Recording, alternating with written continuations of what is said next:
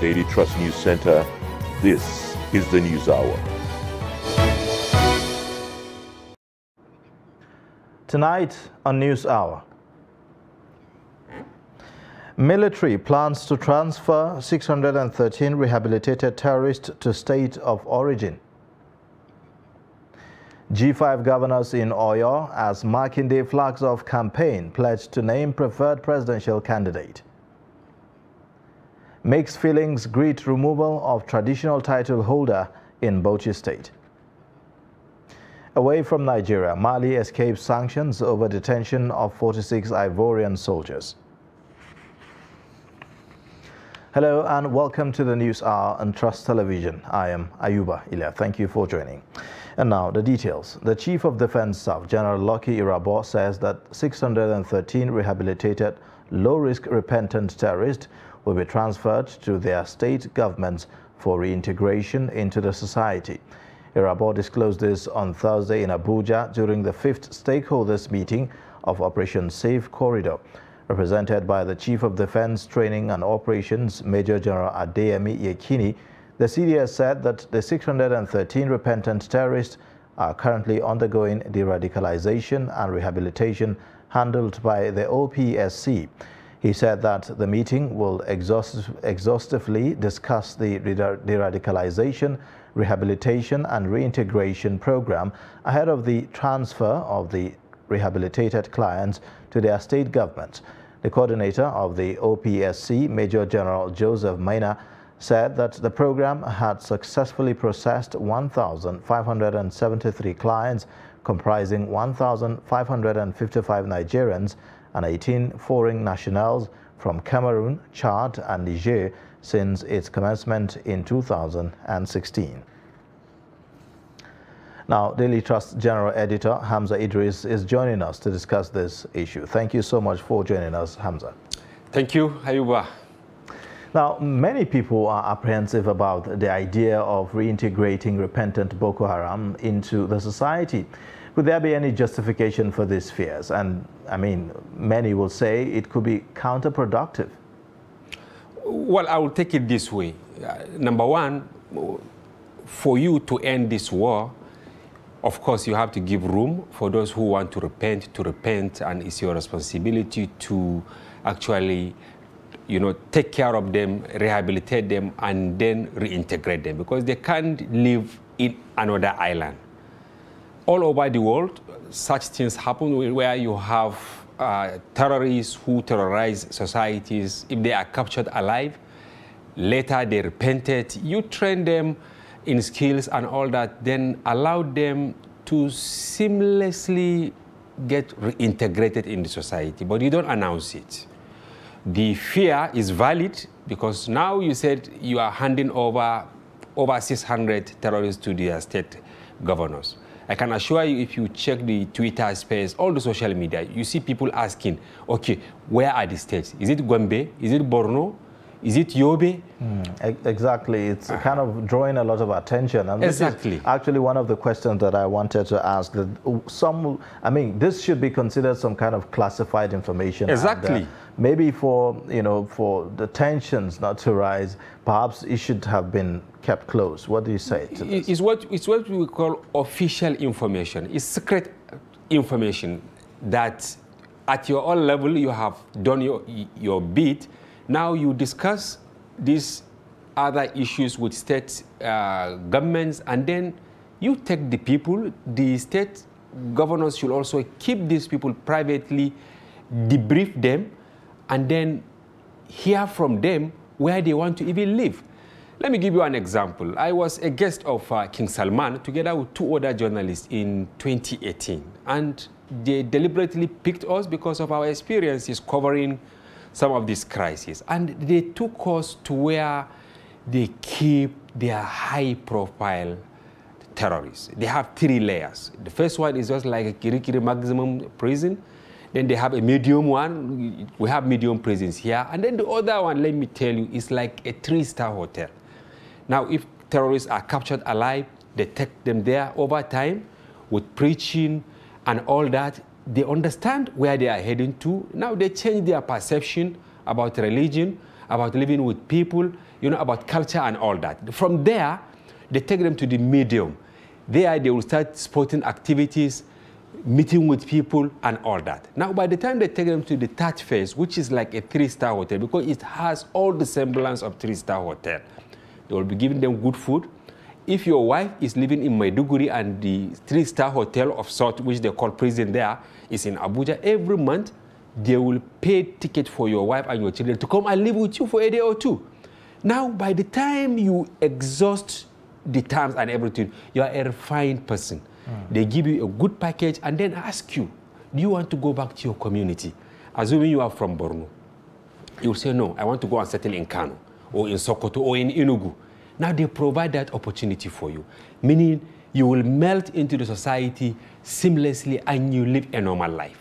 This is what we're supposed to be doing here, not to now say that we are releasing them to the society or to their governors for onward release to the society. People will be apprehensive.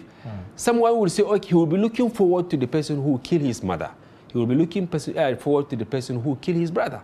And when they come, even them, the terrorists, I can assure you that many of them are now asking questions, will I be able to go back to the society I terrorized, despite the radicalization? But the question is, how realistic is it really to continue to keep them and, to continue to see to their welfare? That will cost as I said, all over the world, Ayuba, even in the US, you have terrorists. In Afghanistan, in Libya, everywhere you have terrorists. But by the time you capture them and you de-radicalize them, you rehabilitate them, the third phase is reintegration. It should be very, very private. Because all of them will be willing to be, independent. They don't want to live in an isolated area that you are feeding them. No, they all want to go and continue with their lives. I can assure you that I know there are some who have been reintegrated. Now, someone is from Bauchi, he is now in Kaduna. Someone is from Nasarawa, he is now in Kogi or something like that. They are living there, and some are from Maiduguri, but for the fact that they get into the town quietly, they only change maybe the area they are living. Some are taxi drivers, some in fact they learn trade, some are carpenters, some are bricklayers and all that, and they are living a normal life.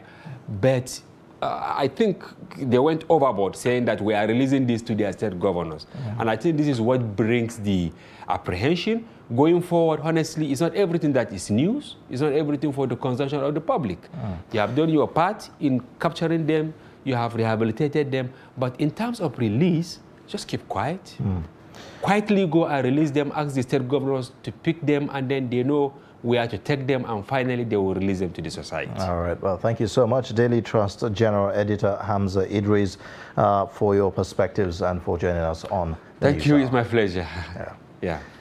All right, now moving on. Some passengers of the Abuja-Kaduna train freed from bandits' captivity in October are battling with post-traumatic stress disorder and other health challenges.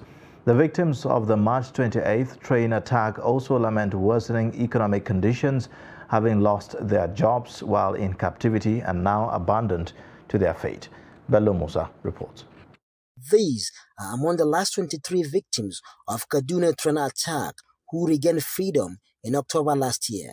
After reuniting with their families, they moved on with their normal lives, but then post-traumatic stress disorder is taking toll on them.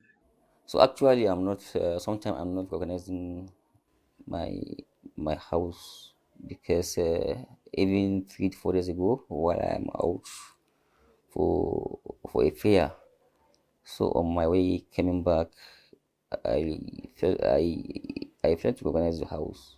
I even called my wife to come and lead me to the house. I forget easily because I will do something now. When you ask me, I don't remember. Honestly, I forget easily. Though free from captivity and in company of family and friends, they live in isolation due to some psychological challenges. I'm battling with fright, honestly, because each time I hear any movement or something, I used to be afraid. I even used to dream of some of our lifestyles there. At times, I used to feel I'm not even at home. I can't sleep. Sometimes like 1 o'clock or 2 o'clock, I will just stand and crouch and shout. Sometimes I will just open door and run away from where I am sleeping. Dr. Joseph Sagale is a consultant psychiatrist, and she highlights some of the health challenges traumatized people face. The main symptoms that they would have would be what we refer to as like flashback. So they keep reliving the experience as if it's just happening again. You understand? They just find that it's something they can't control. So they just find it re-happening. For some of them, they may have nightmares. So at night they sleep and they just have dreams of the whole event all over again, or something worse than what has happened. You know, they would have physical numbing. So they become uninvolved, both physically and emotionally. They just tune off from people around them. Meeting the needs of the family is difficult, as most of them lost their jobs while in captivity.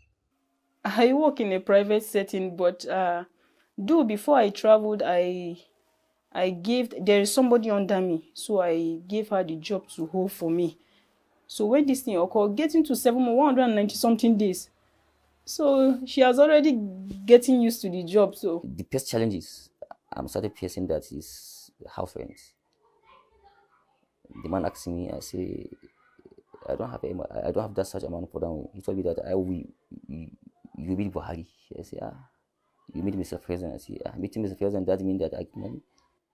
In terms of the long-term effect, because of the incidents that they have witnessed, that is like a stressor on its own. So it may predispose them to having a mental illness in later life. Maybe they could have difficulties with coping, they could have depression, and then if they face another life event, that could also serve as a trigger. These freed passengers said nothing has been done to address their health challenge, even though government officials have taken their contact. Bello Musa, Trust TV News, Kaduna. The dethronement of Bello Kirifi as Wazir in Bauchi is generating mixed feelings among residents of Bauchi State. Bauchi Emirate Council announced the removal of the traditional title holder for being disloyal to the state governor, Bala Muhammad. Adamu Imam reports. Bello Kirifi, a former minister in the Second Republic, was stripped of the title of Wazir in Bauchi, a senior councillor and a kingmaker in the emirate for involvement in politics. The letter of his removal was signed by the council secretary, Shehu Mudi Muhammad. Some residents of the state said the development could affect the reputation of the traditional institution that is supposed to be insulated from partisan politics. It's unfortunate. A politician can just remove a traditional ruler. I think something has to be done. A line has to be drawn. The traditional rulers, the politician, and the rest. So it's just unfortunate. I hope the issue will be settled amicably. I am not happy with the situation, honestly. I'm not happy. He also said that the traditional institution and the government should not be seen working at cross purposes. The civil servant, they do not have any party or the government but the government of the day. So anything that goes against the government of the day cannot lead to my own opinion is not welcome. Just keep your idea and stay safe, maybe for the time being. Others, however, said the governor should not have influenced removal of a respected traditional title holder in the state. I can't even say I'm not happy, and the people they are not happy. They're supposed to think before they do. Then also they have to find out about what somebody doing. You could just took somebody just like that. I'm not happy at all. What happened to him is unfortunate. The best idea for me, those politicians, they should mind themselves. The development in Bauchi State is ahead of any politician or any stakeholder. Wazir Bauchi, Bello Kirifi, is the elder of Bauchi State. In the elder of Nigeria in general. One political aide to the governor, as well as the Commissioner for Cooperatives and Small and Medium Enterprises, Saadatu Bello Kirifi, have resigned their appointments barely 24 hours after the Wazir of Bauchi was removed from office. Adam Imam, Trust TV News, Bauchi. Operatives of the Bauchi State Police Command have reportedly killed several bandits and kidnappers during a gun battle at the Yankari Game Reserve Forest in the Alkaliri local government area of the state. The State Police Public Relations Officer Ahmed Wakil, in a statement on Wednesday, said the command recovered 2 AK-47 rifles from the bandits. He said during the daring operation, several bandits were neutralized and dislodged from their enclaves, while the remaining sprinted in disarray into the deep forest with possible bullet wounds. He added that operatives of the anti-kidnapping unit, Base 4 of the command, arrested 2 suspects who confessed to have kidnapped 4 people and camped them in the Yankari Game Reserve Forest and collected a ransom of 20 million naira. Ondo State Governor Rotimi Akeredolu has imposed a 24-hour curfew on Ikare, Akoko, the headquarters of Akoko Northeast local government area of the state, following the crisis in the community. According to a press statement by Chief Press Secretary to the Governor, Richard Olatunde, on Thursday, the decision was made at the State Security Council and is effective immediately. In the past few days, 2 youth groups have been attacking each other after a New Year carnival held in the town. It was gathered that some people were killed while shops and vehicles were allegedly vandalized and burnt down by some hoodlums. Security agencies have been directed to ensure strict compliance with the order, just as investigations are already on to unravel the real causes of the violent clash. Leader of the Integrity Governors Forum, led by Benue State Governor Samuel Otom, has promised to communicate to the citizenry their next line of action on their preferred presidential candidate at next month's poll. Otom spoke in Ibadan during the flag-off of campaign activities in honor of a member of the G5 and Governor of Oyo State, Seyi Makinde. The report. It's a solidarity rally to mobilize support for the presidential candidate of the People's Democratic Party, Alhaji Atiku Abubakar. The mammoth crowd marched across the Ibadan metropolis from the Agodi Gate area to the ancient Makbo Hall, where they were received by party leaders. Addressing the crowd, leaders of the PDP described Atiku Abubakar as the most qualified to reposition Nigeria to the path of socio-economic development. Our leader, Atiku Abubakar, who is going to be our next president, will be here at the Mapo Hall on the 23rd of this month, hopefully. We would pray for him, and I am optimistic he would be victorious at the polls.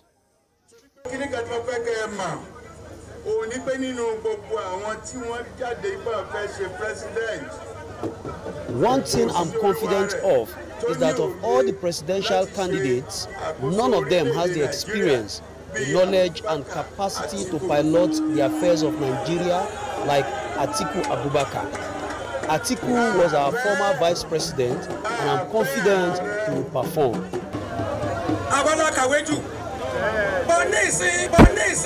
Yoruba land used to be the cradle for qualitative knowledge and education, and that's no longer the situation.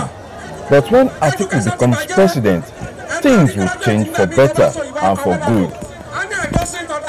Worried about the antics of the G5 governors who are opposed to the continued stay of the PDP National Chairman Iyorchia Ayu, former Minister of State for the FCT Jumoke Akinjide urged the electorate to reject any other candidate other than Atiku Abubakar. Atiku Abubakar said when he is president, we will have electric power, we will have education, we will have water, we will become the first country in Africa and the leader of the world. Nigeria is supposed to lead the black world all over the world. Leadership of the People's Democratic Party in Oyo State are split between the party presidential candidate and the state governor, Seyi Makinde, who is opposed to Atiku Abubakar. The Labour Party and its presidential candidate, Peter Obi, on Thursday held a rally at the Parapo Pavilion in Ado Ekiti, Ekiti State capital, to seek support for the 2023 general elections. Obi and his running mate, Datti Baba Ahmed, were joined by party leaders at the rally, which held at the 12,000 capacity stadium. It also felt like homecoming for the new Director General of the Obi Datti presidential campaign, Akin Oshuntoku, who hails from Ekiti. It was the first rally for the Labour Party in the new year, 2 days after it held a town hall meeting themed Women for a New Nigeria in the FCT Abuja. In Ekiti, Obi also held a town hall meeting at the Afe Babalola University, where he met famous lawyer and educationist Afe Babalola, as well as the Ewi of Ado Ekiti, Oba Rufus Adejugbe.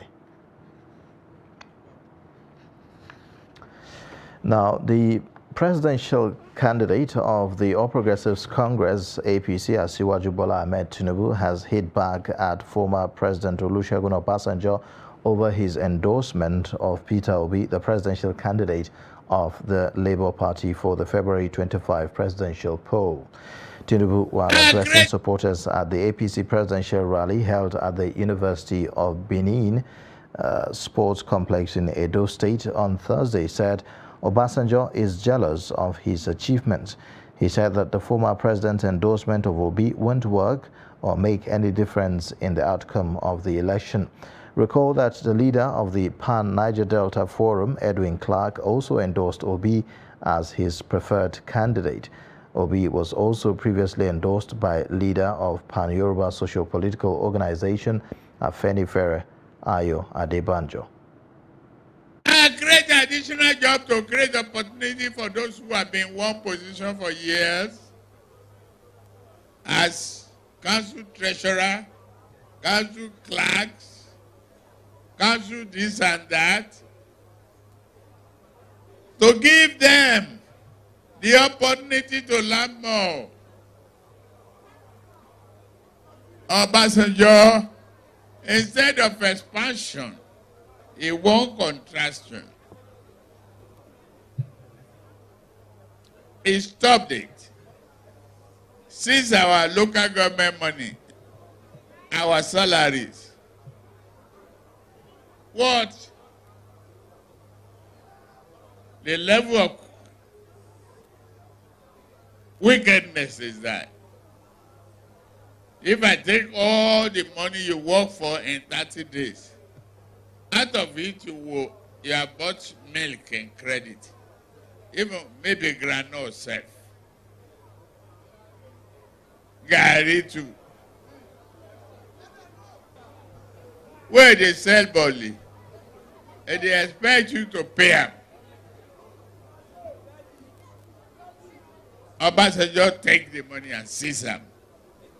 So, if he say he endorsed somebody for you, no be poison he won't give you.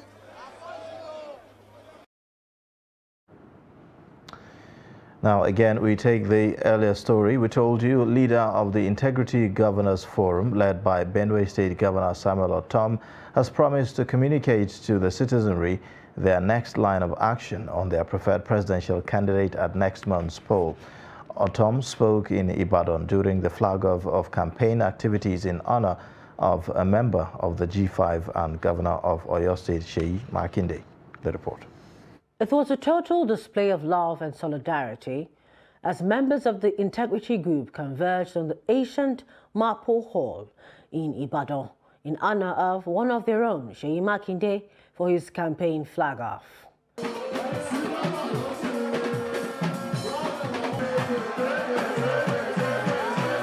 Governor of Enugu State, Ifeanyi Ugwuanyi, and his Abia State counterpart, Okezie Ikpeazu, emphasized that the Oyo State Governor, Seyi Makinde, represents a vision for a better Nigeria and deserves a second term in office.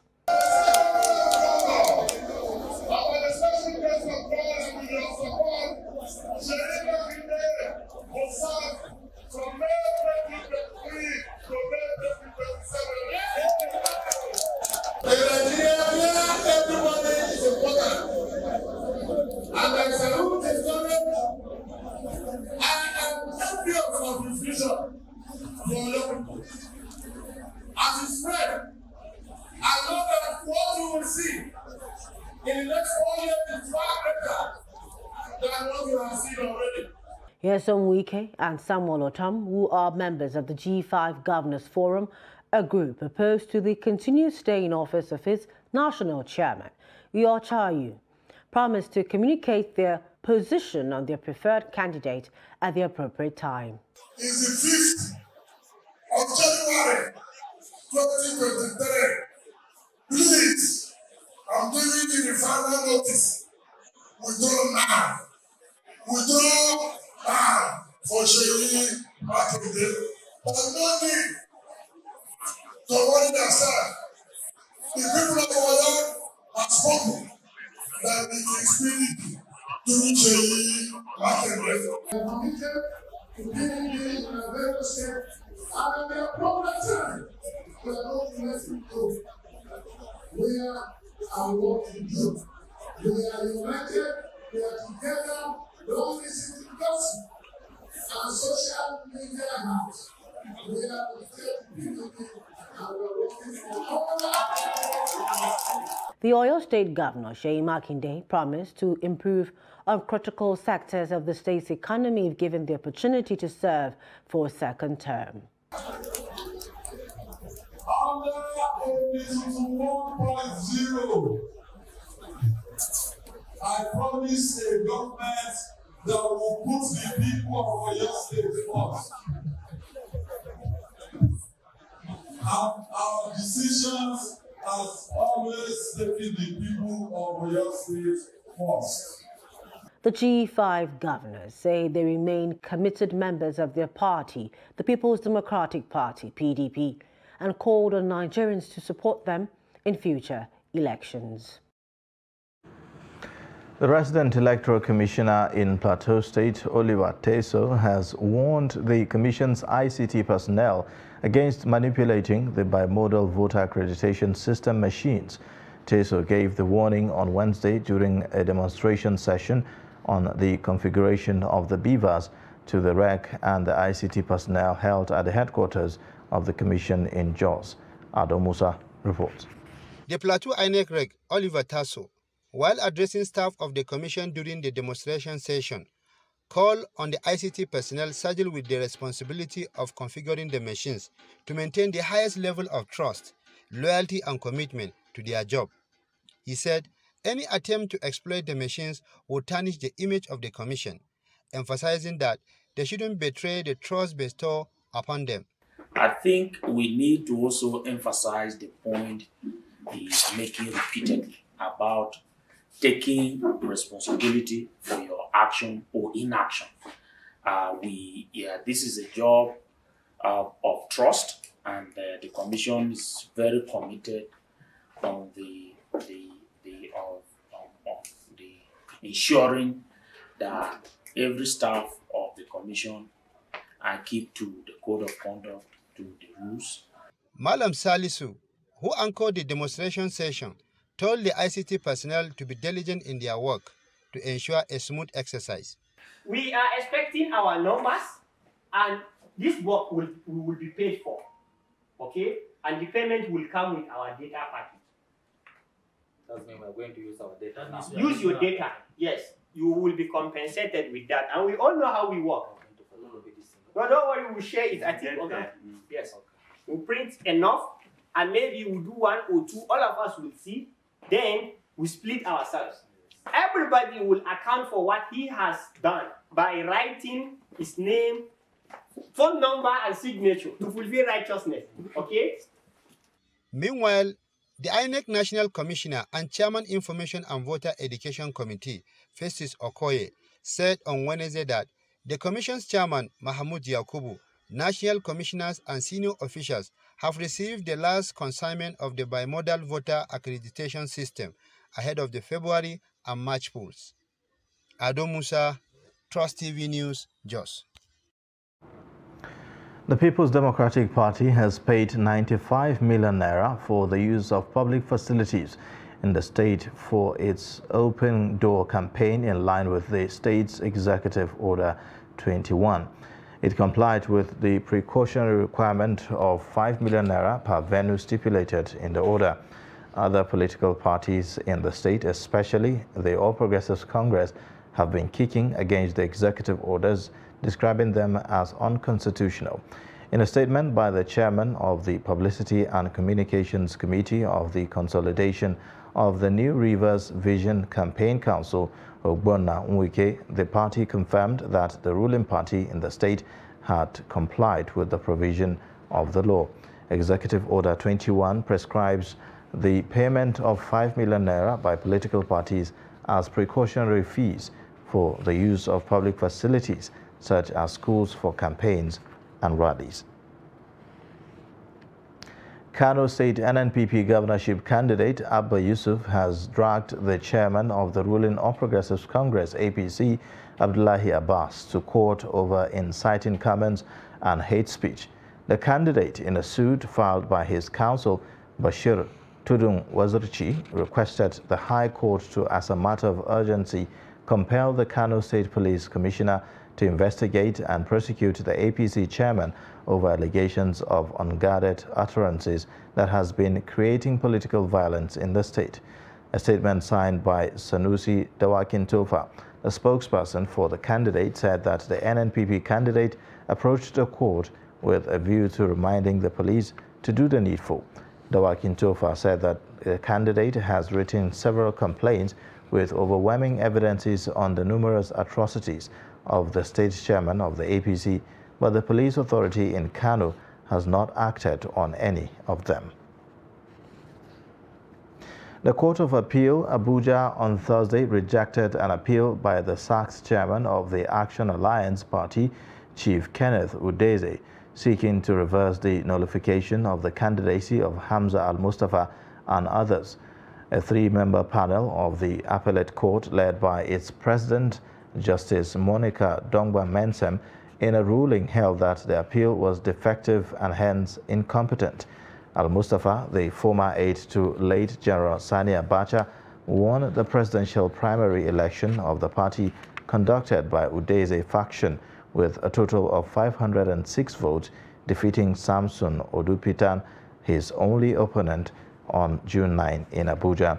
Justice Dongba-Mensem, in the lead ruling, held that Udeze was wrong to have initiated the appeal in the name of the AA and also listed the party as a respondent. The judge said that the AA could not be an appellant and a respondent in the same appeal.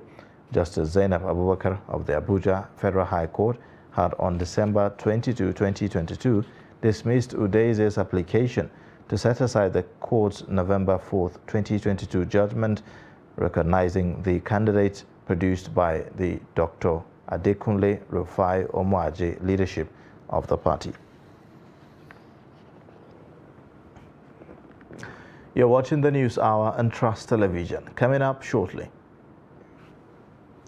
we'll take a look at how biting cold keep Jos residents indoors. Details of this and more after the break.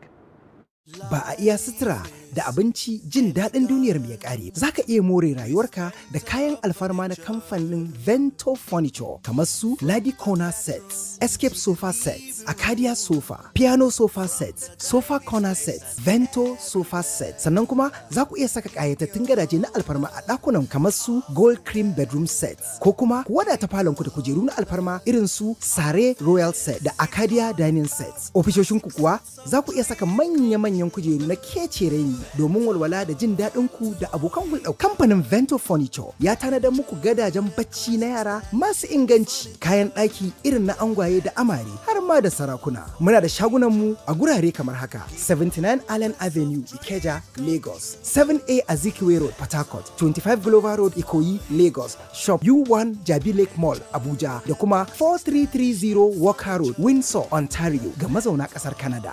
Vento Furniture, mun zagaye ko ina.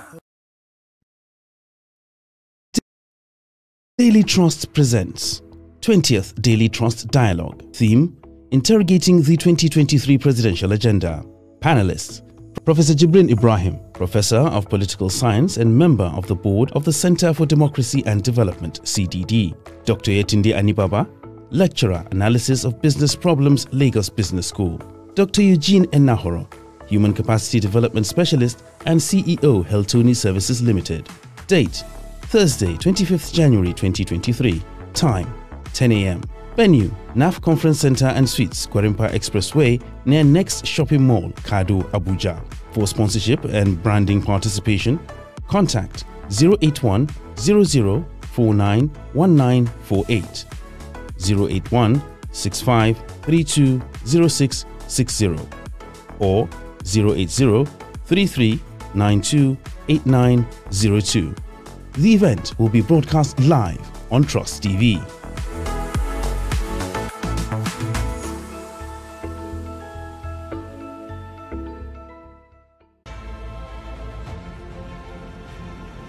Now, as part of efforts to support Africa's goal of strengthening... Now, looking at the activity chart, as you can see right here, a total volume of 130... Created a Boko Haram crisis that at that time was restricted to Yobe.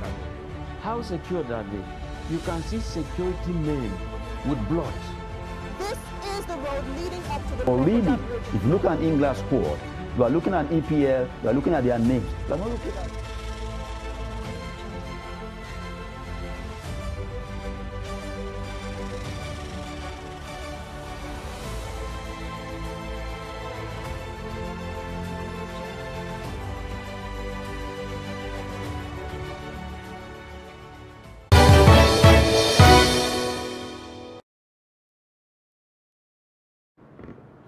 Welcome back. This is the News Hour on Trust Television. Let's take a look at some of the top stories again. Military plans to transfer 613 rehabilitated terrorists to states of origin. G5 governors in Oyo as Makinde flags off campaign pledge to name preferred presidential candidate. The police in Zamfara State have rescued 15 kidnapped victims from the hands of suspected terrorists in the state. The command's public relations officer, Mohammed Shehu, who briefed journalists on the operation, said that the rescued victims were abducted by suspected terrorists along Yankara-Gusau Road into the forest. The 15 abducted victims comprised 7 women, 6 men and 2 children. The public relations officer of the Zamfara State Police Command, Mohammed Shehu, informed journalists that on the 1st of January 2023, the police received a report of abduction of some commuters along Safi-Gusau Road. Following the incident, the State Police Command deployed additional police tactical operatives to the location to conduct search and rescue operation, which resulted in the rescue of the 15 commuters. The police said that the victims had, during debriefing, told them that suspected terrorists blocked the road along Yankara-Safi-Gusau Road by Magazu village before abducting them. Shehu said that the victims were medically checked at the police clinic, debriefed by the police detectives, and thereafter reunited with their families. The Commissioner of Police, Kolo Yusuf, congratulated the rescued victims for regaining freedom. He assured of continuous commitment to sustain the ongoing search operation to rescue the remaining abducted victims who are still in captivity.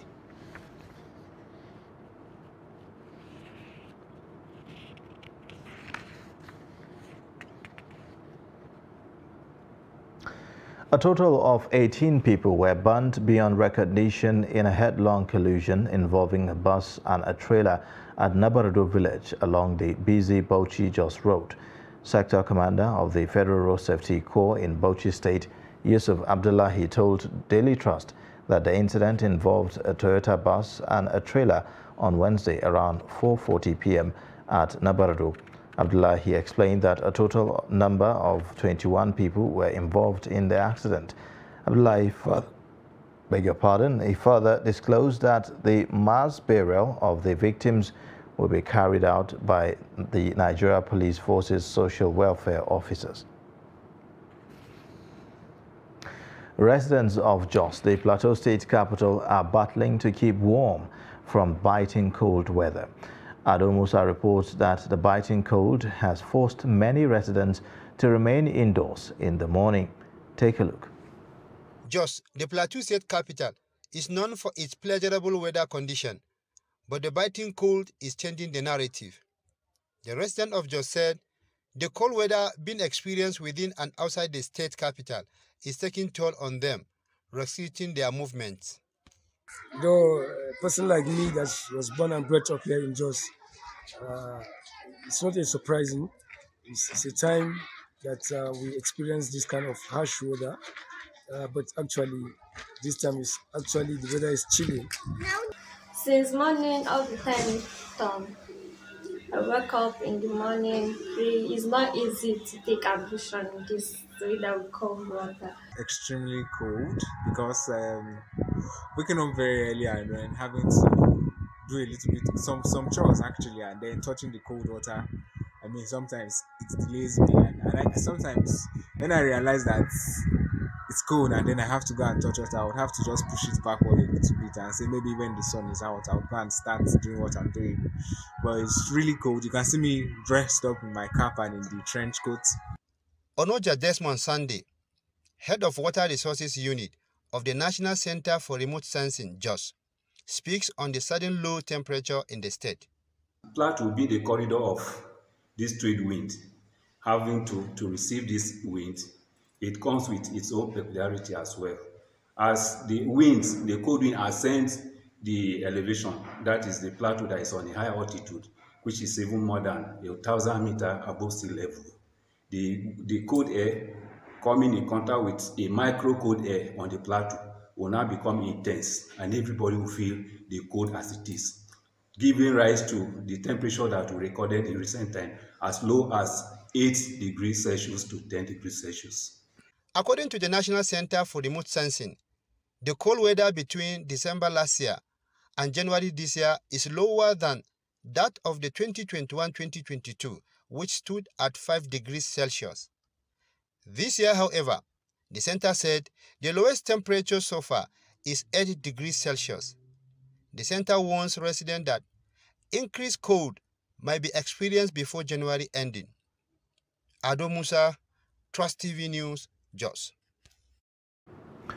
Now, the increase in popularity of cesarean section delivery among women has been largely attributed to factors such as genuine medical reasons, social considerations, as well as unethical motives by obstetricians to generate profit. Experts nonetheless maintain that it should only be done when medically advised, with the potential for reducing maternal neonatal mortalities. There are, however, some concerns over how it has become a preferred option among some expectant mothers. Take a look. Cesarean section, better known as CS, is popular among expectant mothers hoping to escape the excruciating pains of labor. However, experts say it is only essential in situations such as prolonged or obstructed labor, fetal distress, among others. We can have eclampsia or preeclampsia. Preeclampsia is basically when there is high blood pressure plus the presence of protein in our urine, and then eclampsia plus seizures. Because once a human has high blood pressure, we keep on trying to bring down the blood pressure. And if we can't do the blood pressure, then that's just definitely CS. Lucy Luzar Olanio says despite her fears, she had to go through a cesarean section delivery due to complications that affected one of her twin babies in her 3rd trimester. When it was almost time for me to put to bed, like when it was almost my due day, the doctors confirmed that one of the child was breech. So that was why they suggested that I go through a cesarean section. But for the sake of the child, because you need to save your life and also the life of that child. Lucy says although CS delivery is fast and smooth, post-surgery healing is a challenge. But the disadvantage is the healing process.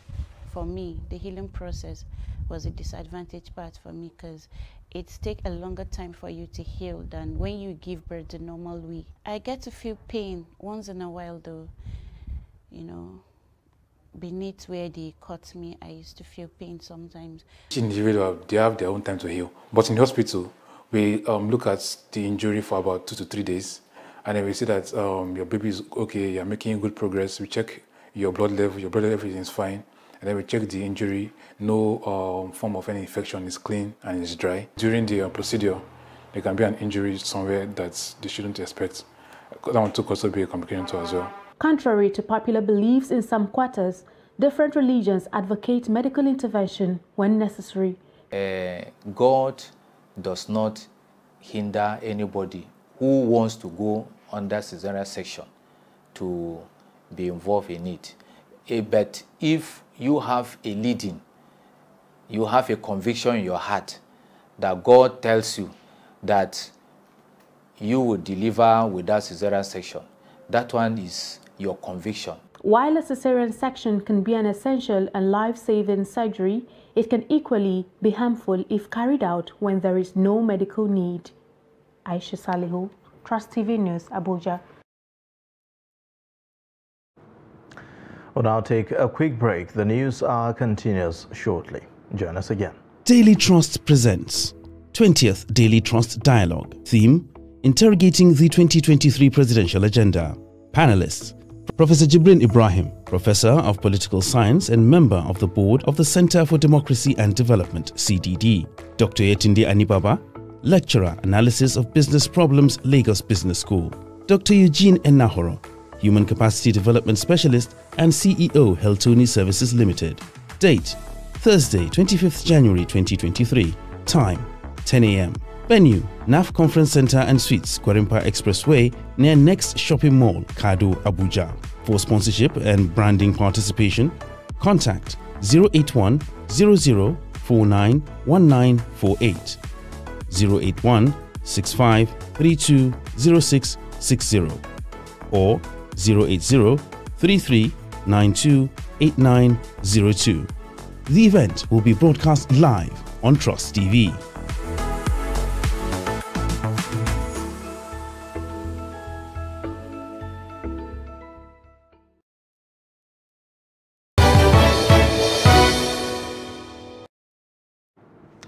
Welcome back from that break. We will now join Chiamaka Nwafo for business updates.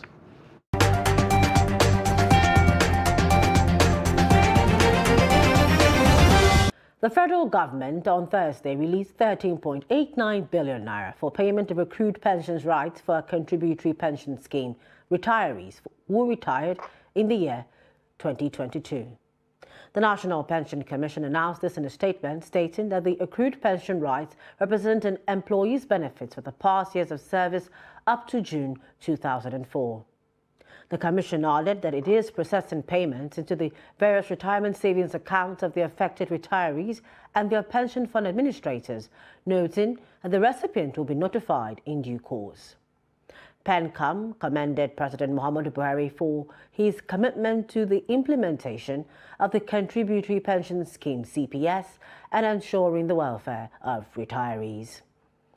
Oil prices gained marginally as the world's top crude oil exporter, Saudi Arabia, on Thursday cut the prices of all its crude grades loading for Asia in February to the lowest level to regional benchmarks in over a year as demand concerns continue to prevail.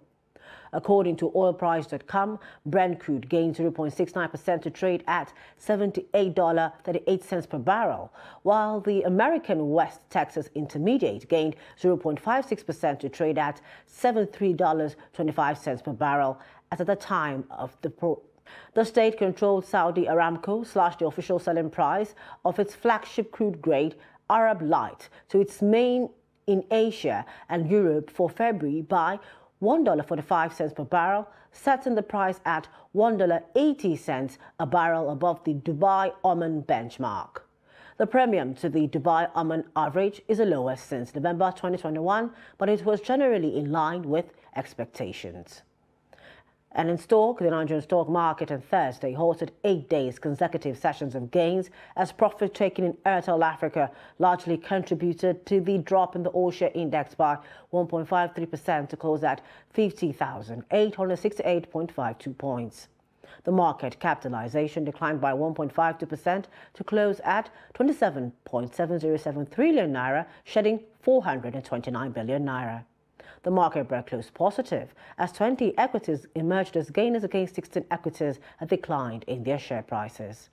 An aggregate of 138.7 million units of shares was traded in 3,673 deals valued at 1.8 billion naira. And that's it on Business News. I am Chiamaka Mwafo.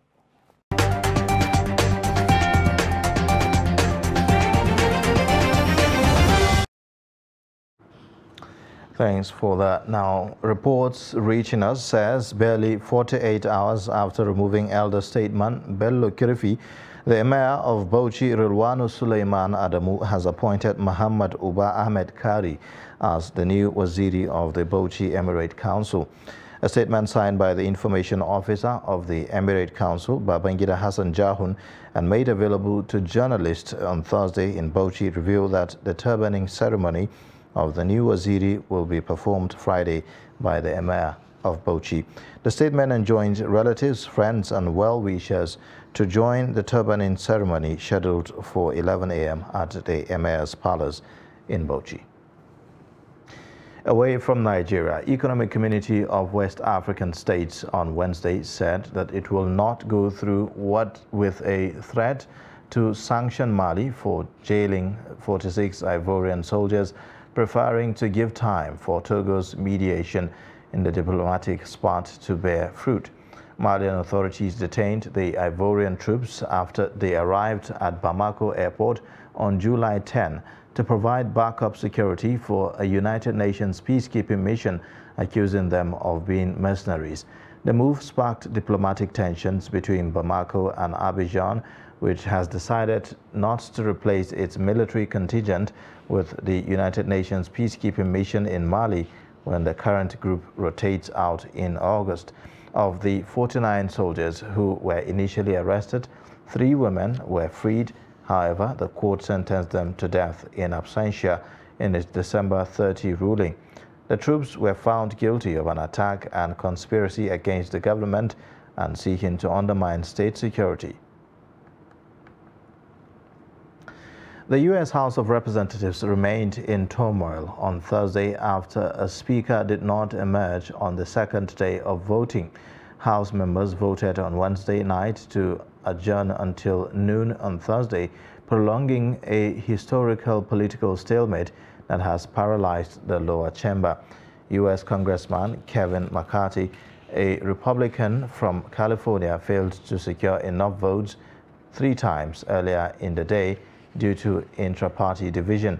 House members voted 3 times on Tuesday, the opening day of the divided 118th Congress, but McCarthy fell short of the necessary votes to be the next speaker. An 8th vote for House Speaker is underway. GOP leader Kevin McCarthy was nominated again after failing to reach enough votes in the last round. Handling GOP members against McCarthy's speakership have nominated Rep.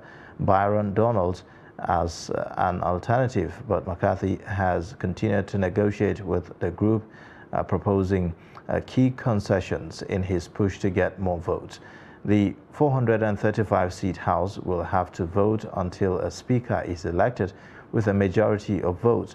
Before that, members cannot be sworn in and committees cannot be formed, with the rest of the business stalled. VOA Africa's digital editor, Ignatius Anor, gives an update on the elections. So as I speak to you, the Congress has gone for the 7th round of vote, because for the past 2 days, there's been a deadlock as to who will lead the Senate, essentially the Speaker of the Senate. The Congress, which is the 118th session, began its work on Tuesday, which is January the 3rd. 3 rounds of votes were held, and Kevin McCarthy, who is representative for California and has been leader for the Republican in the House of the Senate, in the House of Representatives, failed to clinch the 218 votes that will be required. The U.S. Constitution, has the congressional leadership of the Speaker has been enshrined in the U.S. Constitution. So without a Speaker of Parliament, it means that there can be no vote passed on, for instance, funding that would ensure basic function of government goes ahead. That cannot happen. You have key members who have not been sworn in. So if Congress is still, as I would say right now, without an authority, there'll be no way that the White House can essentially also, do what it is mandated to do. So it's Kevin McCarthy, and he's the representative for California. He's not been able to do so at this time, but a few hours ago, of 4 key Republican representatives who have been so hard, since the 118th session open, saying that there is no way they're going to put their weight behind him because he's not been able to demonstrate leadership, over the years that he's been in Congress. U.S. politics is concerned. He is one of the people that you consider a veteran, on the side of the Republican Party. And he's been seen, as somebody who would take up the leadership mantle. And that's why they nominated him essentially to be considered for the position. But, as a democracy, you need some quorum to be able to do that. And if not, everyone is on board, and as you stated, he would need 218 votes to be able to get the nod. So the interest is that he's banking on his veteranship, as a politician in this country. VOA's Ignatius Arno with the updates. Now, let's take a look at sports updates put together by Adeni Ajishafe. The presentation of the grant is in fulfillment of the promise made to the MPFL clubs during the league draws that take-off grants through the support of corporate partners of the league will be given before the league commences. The interim management committee chairman, Benga Elegbele, at the event said the public presentation of 200 million grant is to ensure a smooth start of the abridged league. In fulfillment of our promise to the clubs that we will support them through our corporate partners with a sum of 10 million as a startup fund. We are here in fulfillment of that. NFL President Ibrahim Gusau, before presenting the check, said the grant is also a testament to the fact that with proper management, the system can work. He assured that the abridged league will end in May 2023, with the next league kicking off in August to give room for MPFL players to travel anywhere in the world for rest and trials. Gusau said MPFL clubs will also be able to plan and prepare ahead of the CAF interclub competitions. During my electioneering campaign, I promised that I will do everything possible to ensure that at least we change the face of the way we run things in football in this country. And that is why you heard it from the chairman of the interim management committee. Whenever they come to me for anything, I try to make sure that we give them all the necessary support they needed, as long as it goes to the direction that we plan for Nigerian football. While receiving the dummy check of 200 million naira, the chairman MPFL club owners, Isaac Danladi, appreciated the NFF, IMC and the sponsors of the league and promised judicious appropriation of the grant. I want to thank the sponsors once more for doling out such kind of money, and I hope at the end of the day, you journalists will not say that we took the money into our private accounts, because before now, so much has been said by you people, but of course, I want to tell you that the club owners are a very credible association. I would not want to toy with people's money. The 2022-2023 MPFL Abridged League will have Group A and B teams vying for the sum of 100 million naira, while the referees are expected to be paid when due. According to the IMC, Aqua United versus Bende Insurance will be the flagship of the new MPFL season. That's Sport News. I am Adeni Ajishafe. And that's a wrap on the News Hour for tonight. You can watch more via all our social media platforms. I am Ayuba Ilya. Thanks for watching. Bye for now.